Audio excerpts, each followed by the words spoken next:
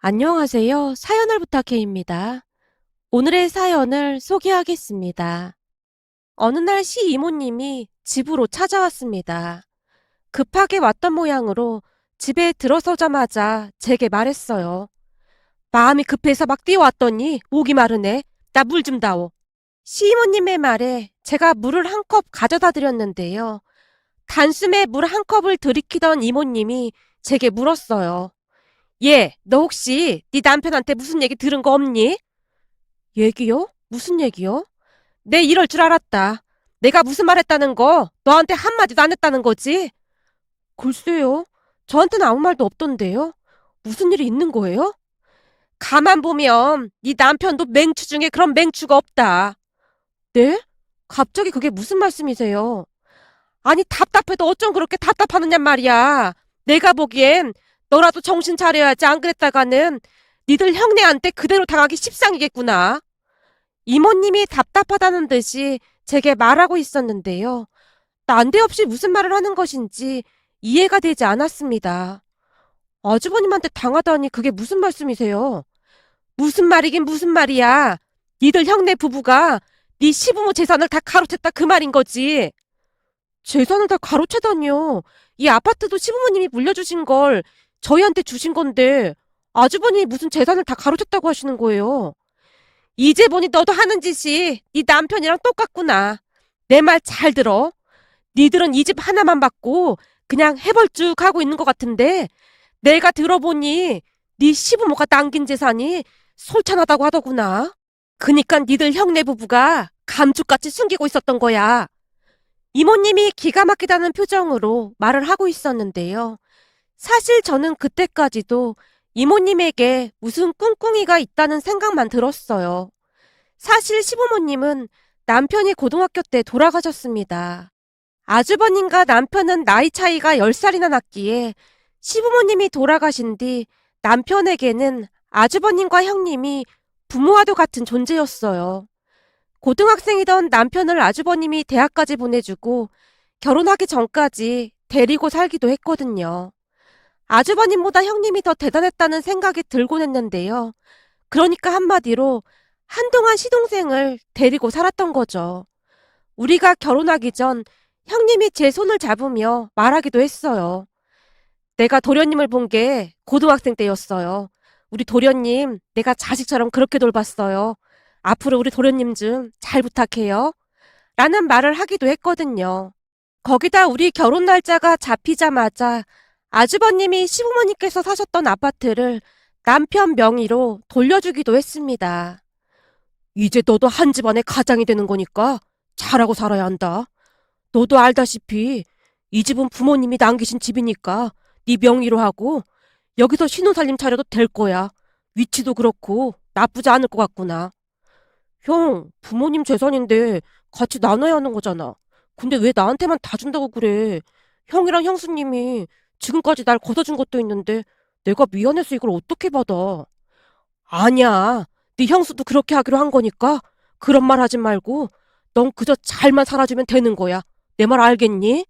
라며 아파트를 남편 명의로 바꿔줬습니다.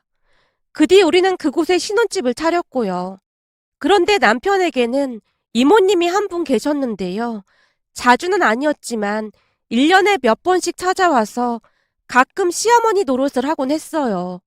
다른 친척들하고는 왕래를 하고 있지 않아서 그랬던 것인지 가끔이라도 찾아와주는 시이모님을 다들 반갑게 맞아주는 듯해 보였습니다. 아주버님이 식당을 하고 계셨는데 시이모님이 자주 와서 식사만 하고 가시는 경우도 종종 있었지만 그다지 신경 쓰지 않는 듯해 보였거든요. 이모님은 형님은 조금 어려워했던 반면 나이가 어린 저는 만만해 보였던지 마치 시어머니처럼 잔소리를 하기도 했습니다. 네가 기분 나쁠지 모르겠지만 네 시어머니 대신이라고 생각해라. 우리 언니랑 형부가 그렇게 가지만 않았어도. 이모님은 분리할 때마다 눈물까지 글썽이며 시부모님 이야기를 꺼내곤 했습니다. 그 모습에 남편이 제게 사과를 하기도 했는데요. 여보, 오늘 우리 이모 때문에 기분 나빴지? 내가 대신 사과할게. 사실 나도 이모가 막 편하고 그런 건 아닌데 형이랑 내가 친척들이랑 왕래를 하고 지내는 게 아니다 보니 이모한테까지 매몰차게 하기가 좀 그렇더라고. 아니야, 괜찮아. 자주 보는 것도 아닌데 뭐. 제가 오히려 남편을 위로하며 이해하려고 노력했어요. 하지만 시간이 지나면 지날수록 이모님께 불만이 쌓여갈 수밖에 없었는데요.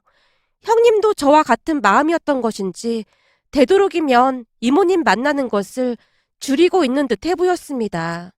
그런데 그날 이모님이 찾아와서 난데없이 아주버님 내외 험담을 하고 있었기에 듣기가 영 거북할 수밖에 없었습니다. 결국 제가 인상을 잔뜩 쓴 채 이모님을 바라보고 있었는데요.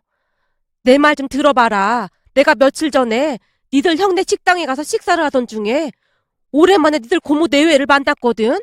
너 혹시 네 남편 고모 만난 적 있냐? 아니요. 결혼식 날도 안 오셨다고 들었던 것 같은데요. 그렇지. 어쩜 사람들이 그렇게나 독할 수가 있는지 모르겠구나. 아무리 그래도 조카가 결혼을 하는데 고모가 안아볼 수가 있어.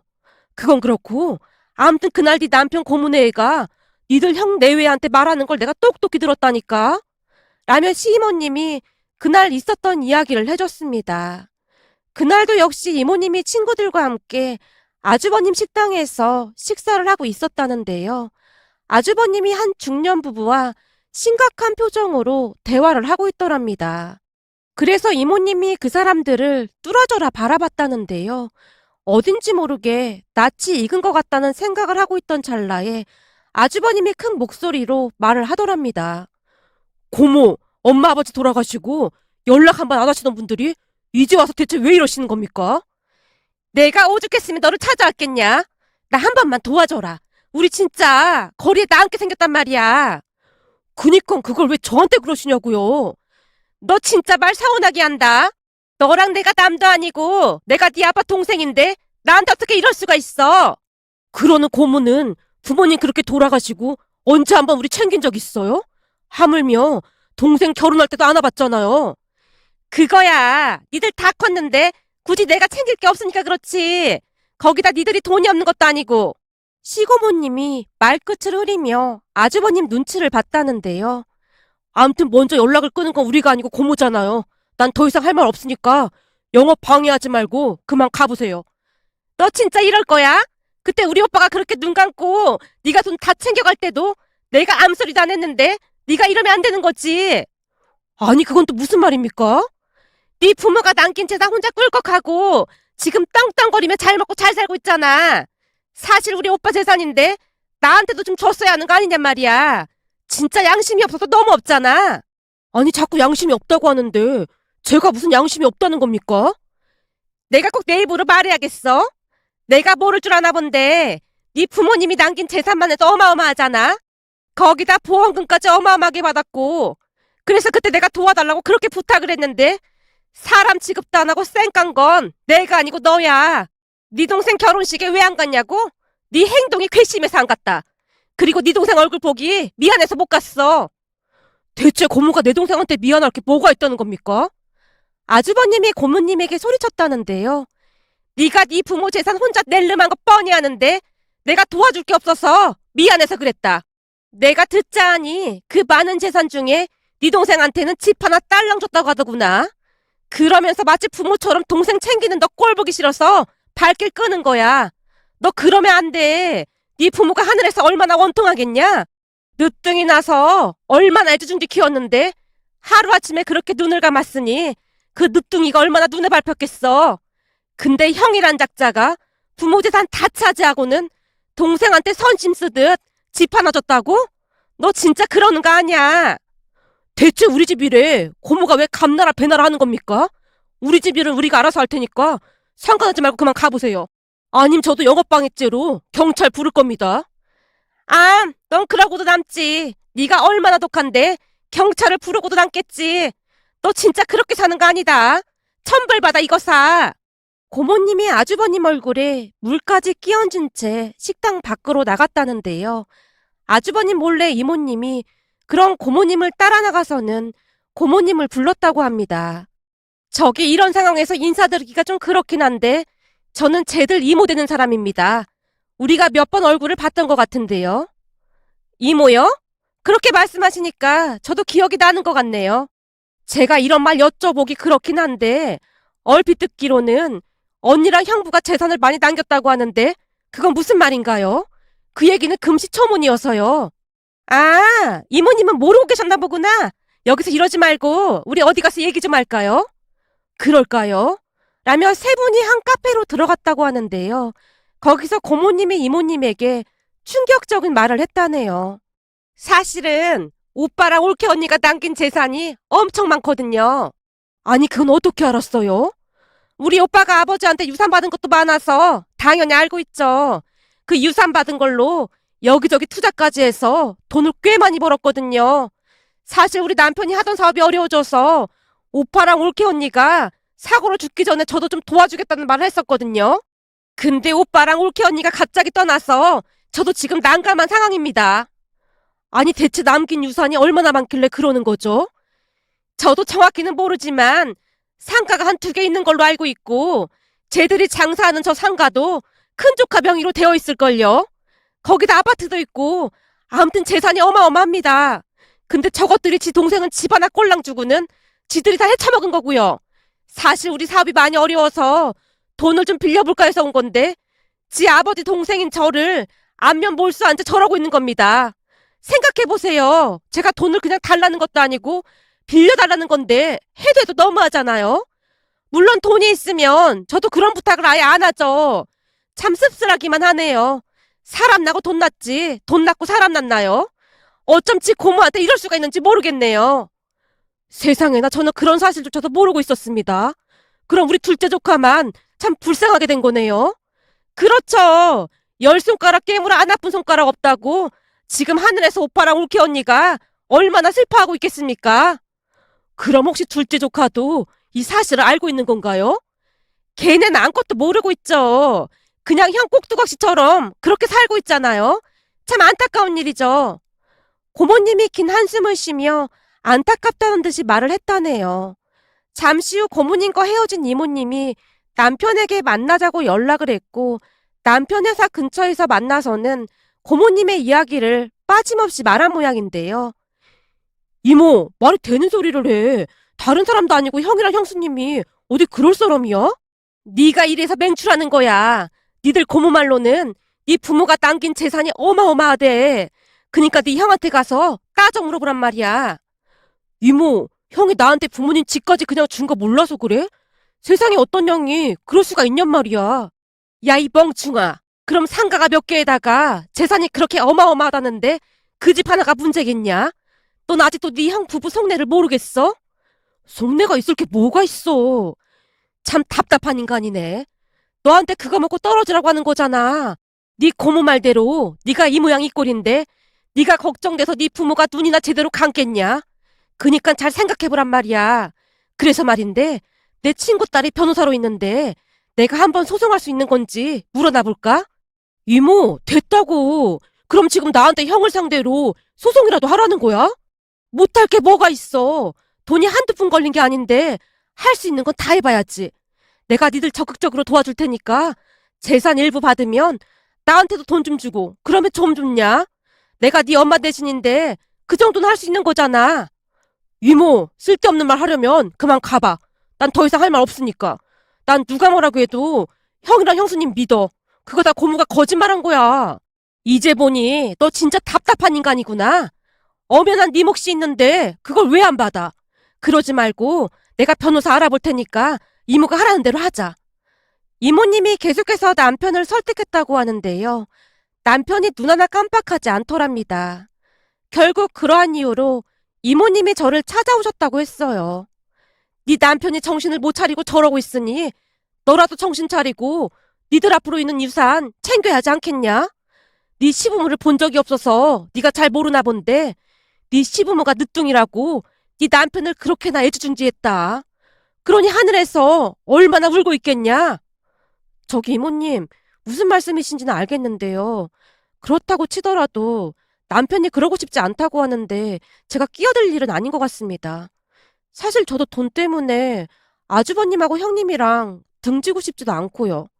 전 그냥 이 집 하나 받은 걸로 만족하는걸요. 그리고 그동안 형님이랑 아주버님 쭉 배웠었는데 그럴 분들은 아닌 것 같아 보였어요. 니들은 어쩜 둘이 똑같은 소리만 하는 거니? 이 돈 앞에서는 말이야. 사람이 100번도 더 변하기 마련인 거야. 그러지 말고 내가 아는 변호사가 있는데 그 변호사한테 한번 맡겨보자니까. 내가 물어보니 자세히 확인을 해봐야겠지만 그 변호사 말이 한번 해볼 만은 할 것 같다고 하던데. 그러니 우리 한번 알아보자. 그렇게 해서 니들 형네한테 돈 받아내면 난 큰 거 안 바랄 테니까 여기 이 집을 나한테 주는 게 어떻겠냐? 네? 이 집을요? 잘 생각해봐라. 니들 형네한테 돈 받아내면 니들은 이제 이런 집에서 살 필요도 없어. 아주 휘황찬란하게 살 수 있다 그 말이야. 네 남편도 회사 그까짓 거 쉬엄쉬엄 다니면 되고 말이다. 거기다 곧 애도 낳아야 하는데 돈이 많으면 많을수록 좋은 거 아니겠냐? 이모님, 죄송한데 저한테 그만 말씀해 주시겠어요? 그리고 우린 시부모님 남겨주신 이 집 처분할 생각 전혀 없습니다. 그러지 말고 잘 생각해보라니까. 얘들이 진짜 철딱서니가 없네. 이모님, 그만 돌아가 주시겠어요? 죄송한데 시부모님이 재산을 많이 남기셨다고 하더라도 그건 제가 관여할 일은 아닌 것 같습니다. 저는 그냥 남편이 하라는 대로 할 생각이니까 더 이상 말씀하지 않았으면 좋겠습니다. 그리고 남편은 이미 그렇게 마음 먹었다고 하는데 자꾸 이상한 말로 형제간 우애에 금이 가지 않게 조심해 주셨으면 좋겠습니다. 뭐가 어쩌고 어째? 지금 새파랗게 젊은 네가 나를 가르치겠다 그 말이냐? 아니, 제 말은 그런 게 아니라 남편이랑 상의하시라고요. 저도 조금씩 짜증이 밀려오고 있던 찰나였기에 제 목소리에 짜증이 묻어나 있었어요. 그 뒤 이모님은 제게 어마어마한 잔소리를 하다가 돌아갔는데요. 잠시 후 남편이 퇴근을 해서 돌아왔기에 제가 남편에게 그날 있었던 일에 대해 사실대로 털어놨어요. 이모가 진짜 그랬단 말이야? 말도 마. 내가 당신이랑 상의하라고 했더니 나보고 정신이 나갔다고 하면서 난리를 치다 가셨어. 여보, 내가 그동안은 당신 보고 참았는데 나 이제 이모님 오시면 문 안 열어드릴 생각이야. 사실 그동안에도 너무 피곤했거든. 진짜 미안해. 내가 이모한테 단단히 일러둘게. 근데 당신 혹시 이모 얘기 듣고 오해하고 그런 건 아닌 거지?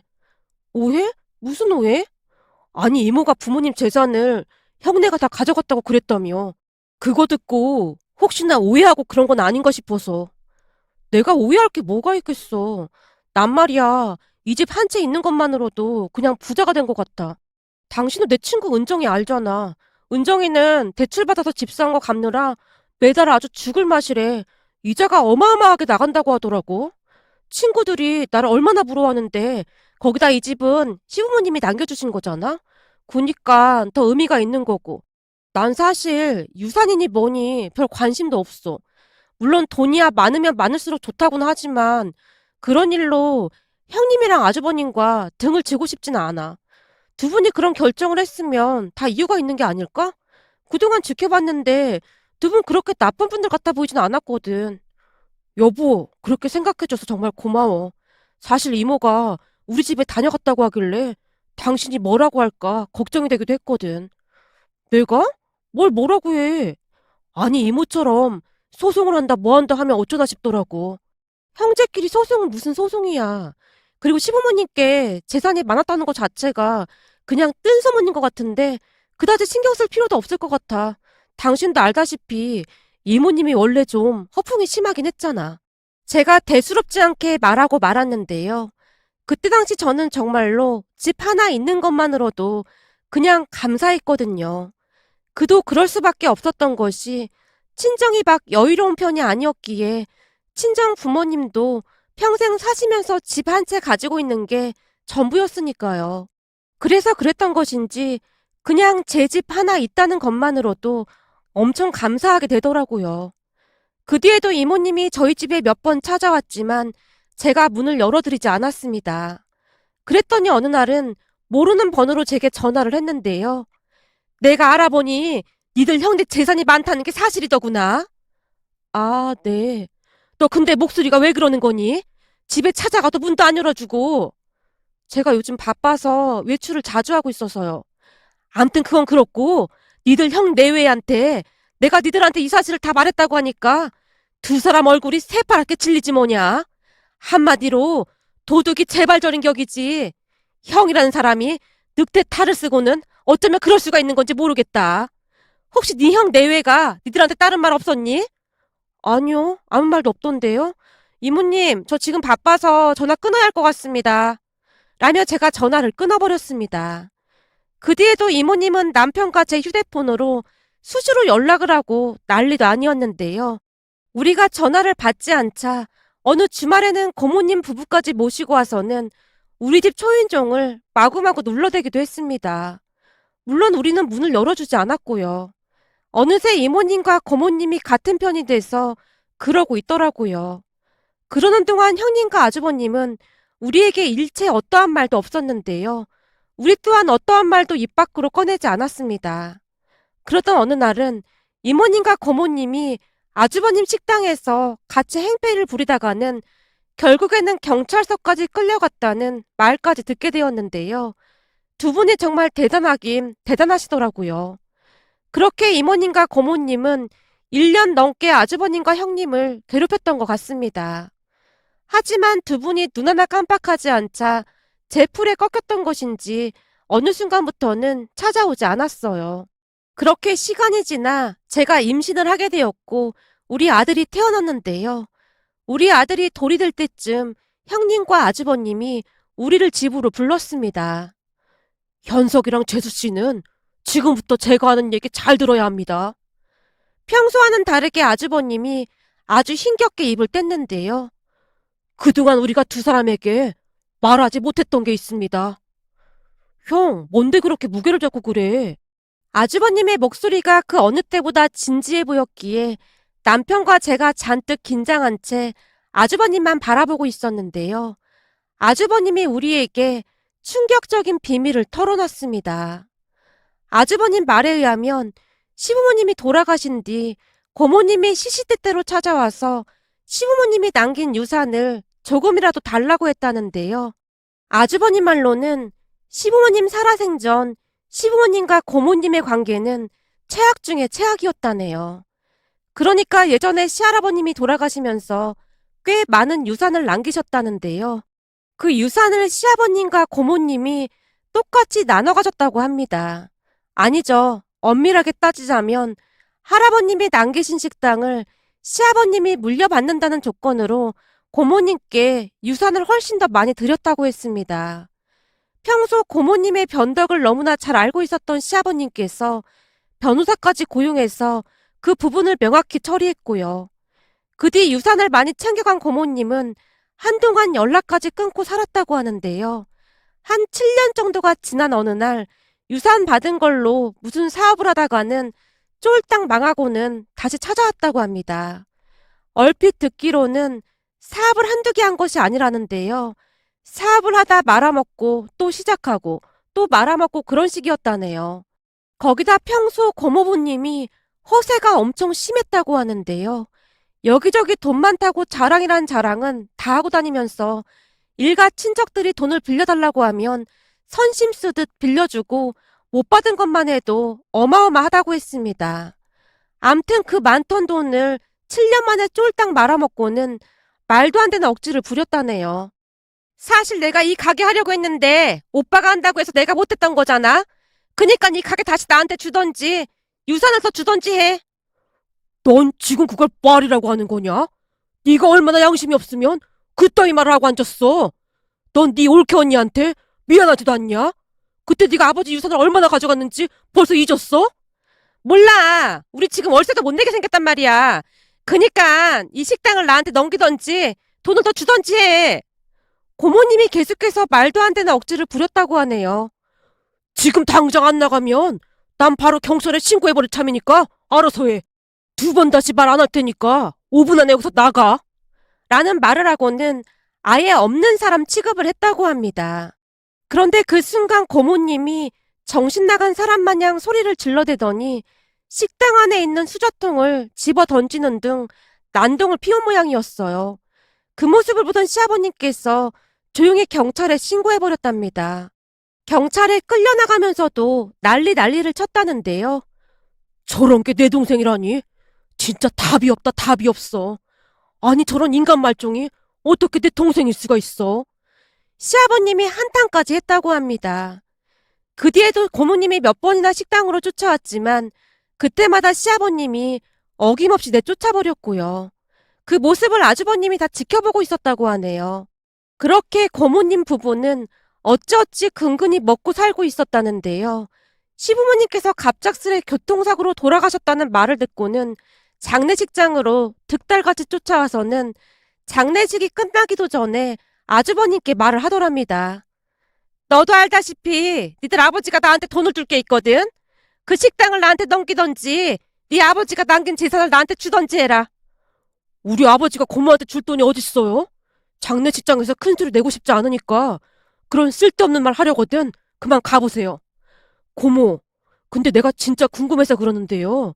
지금 장례식장에서 조카들한테 꼭 이래야만 해요? 고모가 사람이라면 절대 이렇게는 못해요. 진짜 조금이라도 돌아가신 부모님을 추모했다면 적어도 딱하게라도 생각했을 텐데 고모는 사람도 아닙니다. 저는 사람도 아닌 고모와 말 섞고 싶지도 않습니다.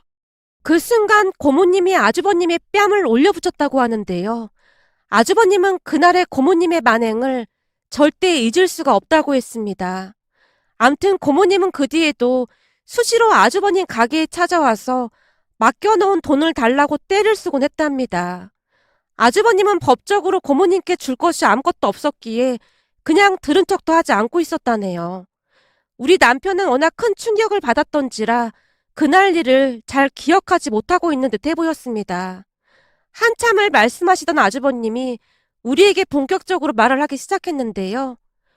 이모도 말이야. 엄마랑 사이가 엄청 안 좋았어. 일할 생각도 없이 맨날 와서 돈 타령만 했다니까. 엄마가 가게 일도 지켜봤는데 직원들한테 갑질이 나고 그래서 결국 그것도 얼마 못하고 쫓겨났거든. 이모는 기껏 해봐야 밥만 먹고 가는 정도라 그동안 아무 소리도 안 했던 건데 고모를 만난 뒤에 본색을 드러내길래 내가 큰맘 먹고 그냥 잘라낸 거야. 암튼 참 안타깝긴 하지만 지금 이게 우리 일가 친척들 상황이야. 그래서 차마 부모님 유산을 말할 수가 없었다. 착하디 착한 네가 그 친척들한테 휘둘려서 재산을 지킬 수 있을지 걱정이 앞섰거든. 이제는 고모랑 이모 두 분 다 지친 건지 연락도 없고 해서 이렇게 말을 꺼내는 거고 말이야. 거기다 니들도 부모가 됐으니 그만큼 책임감도 생겼을 것 같기도 하고 말이다. 그럼 진짜 부모님이 남긴 유산이 많단 말이야? 그래, 생각보다 좀 많아. 물론 너랑 나랑 나눠 가자는 것도 맞는 거고. 근데 형이 이 식당을 물려받아서 운영을 하고 있으니까 유산이 너한테 조금 더 갈 수 있도록 했다. 뭐? 뭐하러 그랬어? 나도 집을 받았는데. 집하고 상가랑 금액이 다르거든. 암소리 말고 형이 하라는 대로만 해. 근데 꼭 지켜야 할 게 있어. 재수 씨도 그렇고 너도 그렇고 어디 가서 돈 있다는 둥 그런 얘기는 절대 입 밖으로 꺼내면 안 돼. 무슨 말인지 알겠지? 그냥 지금까지 살아온 대로 그렇게 살아가면 되는 거다 그 말이야. 누가 물어보면 그냥 나는 돈이 하나도 없습니다. 딱 그렇게만 해. 특히나 고모랑 이모를 혹시 만나기라도 하면 무조건 아무것도 모른다고 딱 잡아떼야 한다. 내 말 무슨 말인지 알겠지? 아주버님이 우리에게 신신당부를 했습니다. 옆에 있던 형님도 우리에게 고마운 마음을 표했는데요. 그때 이모님이랑 고모님이 그 난리를 치는데도 서방님이랑 동서가 우리한테 한마디도 안 물어보더라고요. 얼마나 고마웠는지 모른답니다. 다른 사람들 같았으면 득달같이 쫓아와서는 100번도 더 따져 물었을 텐데 말이죠. 형님, 우리한테는 아주버님이랑 형님밖에 없잖아요. 이도 그렇고 저도 그렇고 돈보다 두 분이 훨씬 더 중요했는걸요? 그리고 우리는 두 분 그냥 믿었어요. 우리 마음은 그냥 그랬어요. 동서, 믿고 기다려줘서 정말 고마워. 우리 앞으로도 이렇게 우애 있게 잘 지내자. 라며 형님이 저를 따뜻하게 안아줬습니다. 그 바람에 가족 모두 눈시울이 붉어졌답니다. 그 뒤 우리는 시부모님 유산을 받았는데요. 우리가 생각했던 것보다 유산이 훨씬 많아서 정말 많이 놀랄 수밖에 없었어요. 하지만 우리는 유산 받기 전이랑 다름없이 검소하게 살고 있습니다. 사실 큰 돈을 받은 건 맞지만 별로 실감도 안 났기에 될 수 있으면 모든 걸 아주버님과 형님에게 상의하며 살고 있거든요. 이번 일을 겪으면서 동생을 아끼고 생각하는 두 분의 마음에 얼마나 큰 감동을 받았는지 모르겠습니다. 앞으로 아주버님과 형님을 시부모님으로 생각하며 그렇게 살아갈 생각입니다. 오늘의 사연은 여기까지였습니다. 즐겁게 보셨다면 구독, 좋아요 부탁드립니다. 고맙습니다.